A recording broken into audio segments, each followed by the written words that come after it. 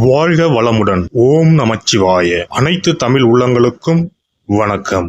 அக்னி கிரகமான சூரிய பகவான் மற்றொரு நெருப்புக்கோளான செவ்வாயின் ஆதிக்கத்தில் உள்ள விருச்சிக ராசியை கடக்கும் சுமார் ஒரு மாத காலத்தையே நாம் கார்த்திகை மாதம் என்றும் விருச்சிக மாதம் என்றும் அழைக்கின்றோம். துலாம் ராசியில் தனது வீரியத்தை தானே குறைத்து கொண்ட சூரிய பகவான் மீண்டும் தனது பூரண வீரியத்தை பெற்று வலம் வரும் மாதமே கார்த்திகை மாதம் எனவும் விருச்சிக மாதம் எனவும் கூறுகின்றோம். நிகழும் ஸ்ரீ மங்களகரமான விசுவாசு ஆண்டு நவம்பர் மாதம் 17ஆம் தேதி திங்கட்கிழமை அன்று மகா பிரதோஷம் கூடிய நன்னாளில் துவாதசி திதியில் சித்திரை நட்சத்திரத்தில் பிரீத்தி நாம யோகத்தில் சித்த யோகத்தில் இந்த மகத்தான கார்த்திகை மாதம் பிறக்கின்றது.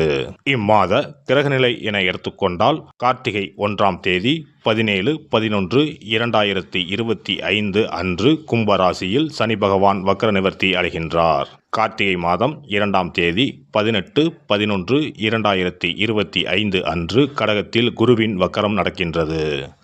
கார்த்திகை மாதம் 11ஆம் தேதி 27/11/2025 அன்று விருச்சிக ராசியில் சுக்கிர பகவானும், கார்த்திகை மாதம் 20ஆம் தேதி 6/12/2025 அன்று தனுசு ராசியில் செவ்வாய் பகவானும், கார்த்திகை மாதம் 20ஆம் தேதி 6/12/2025 அன்று விருச்சிக ராசியில் புதன் பகவானும் பயிற்சியாகின்றனர். இந்த கிரக அமைப்பினால் உங்கள் வாழ்வில் உண்டாகும் சுப மற்றும் அசுப பலன்கள் என்ன என்பதனையும், அசுப பலன் ஏற்படுமாயின் ராசிக்காரர்கள் செய்ய வேண்டிய பரிகாரம் என்ன, வழிபட வேண்டிய தெய்வம் யார் என்பதனை பற்றியும் விரிவாக காண்போம். பிறக்கப் போகும் இம்மாதத்தில் உங்கள் வாழ்வில் வளமும் நலமும் செல்வ செழிப்பும் பெற்று வாழ்வில் உயரிய நிலையை அடைய எல்லாம் வல்ல பெருமானை வேண்டி விரும்பி கேட்டுக்கொள்கிறேன்.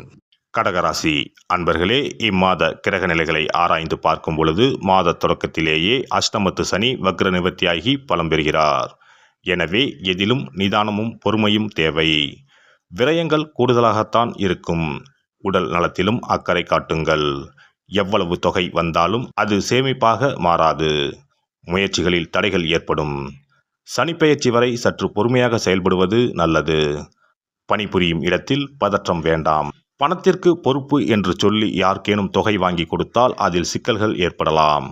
குறிப்பாக குலதெய்வ வழிபாடும் இஷ்ட தெய்வ வழிபாடும் கை கொடுக்கும். இதுவரை பலம் இழந்திருந்த சனி பகவான் இப்பொழுது பலம் பெறுகிறார். எனவே கொஞ்சம் முன்னெச்சரிக்கையாக செயல்படுவது நல்லது. பல காரியங்கள் அரைகுறையாகவே நிற்கும். பக்கத்தில் இருப்பவர்களுக்கு நன்மை செய்தாலும் அது திருப்தி அளிக்கும் விதம் இருக்காது. ரொக்கத்தாலும் சிக்கல்கள் வரலாம். இடம் பூமியாலும் எதிர்ப்புகள் வரலாம். அதே சமயம் பொருளாதாரத்தில் பற்றாக்குறை அதிகரிக்கும். தான் உண்டு தன் வேலை உண்டு என்றிருப்பதே நல்லது. மாத தொடக்கத்தில் குரு பகவான் உங்கள் ராசியிலேயே உச்சம் பெற்று சஞ்சரிக்கிறார். எனவே குரு பார்த்தாலும் சேர்ந்தாலும் கோடி நன்மை என்பதற்கெனக தீமைகள் விலக வழிவகுத்து கொடுப்பார். கார்த்திகை 2ஆம் தேதி முதல் கடக குரு வக்கரம் பெறுகிறார். உங்கள் ராசியை பொறுத்தவரை 6 மற்றும் 9 ஆகிய இடங்களுக்கு அதிபதியானவர் குரு பகவான். 6ஆம் இடத்திற்கு அதிபதியான அவர் வக்கரம் பெறுவது நன்மைதான். என்றாலும் 9ஆம் இடம் எனப்படும் பாக்கியஸ்தானத்திற்கு குருவே அதிபதி என்பதால் பூர்வீக சொத்து பிரச்சனைகள் மீண்டும் தலை தூக்கும். குடும்ப பிரச்சனைகளை கவனமுடன் கையாள்வது நல்லது. கார்த்திகை 11ஆம் தேதி விருச்சிக ராசிக்கு சுக்கிர பகவான் செல்கின்றார்.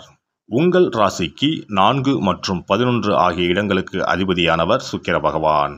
அவர் பஞ்சமஸ்தானம் வரும்பொழுது இல்லத்தில் மங்கள ஓசை கேட்கும்.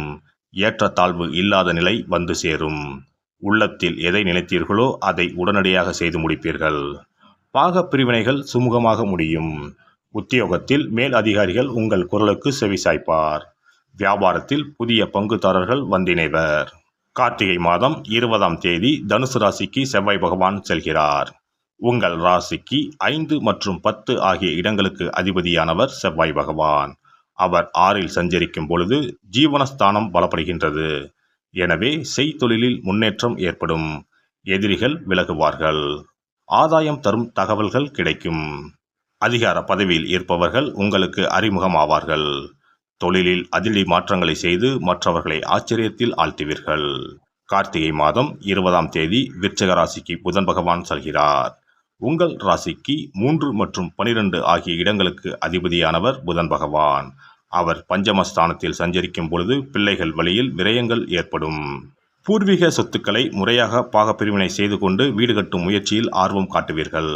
பிள்ளைகள் வழியில் சுப செய்திகள் வந்து சேரும். நல்ல சந்தர்ப்பங்கள் பலவும் வந்து சேரும் நேரம் இது. வருமானம் உச்சம் பெறும். தொழிலில் புதிய பங்குதாரர்கள் வந்திணைவர். பொது வாழ்வில் உள்ளவர்களுக்கு பொறுப்புகளில் மாற்றம் ஏற்படலாம். வியாபாரம் மற்றும் தொழில் செய்பவர்களுக்கு மாதத்தின் பிற்பாதி மகிழ்ச்சி தரும். உத்தியோகத்தில் உள்ளவர்களுக்கு இலாக்கா மாற்றம் எளிதில் கிடைக்கும். கலைஞர்களுக்கு எண்ணங்கள் ஈடேறும். மாணவ மாணவியர்களுக்கு படிப்பில் அதிக கவனம் தேவை. பெண்களுக்கு சுப செய்திகள் வந்து சேரும்.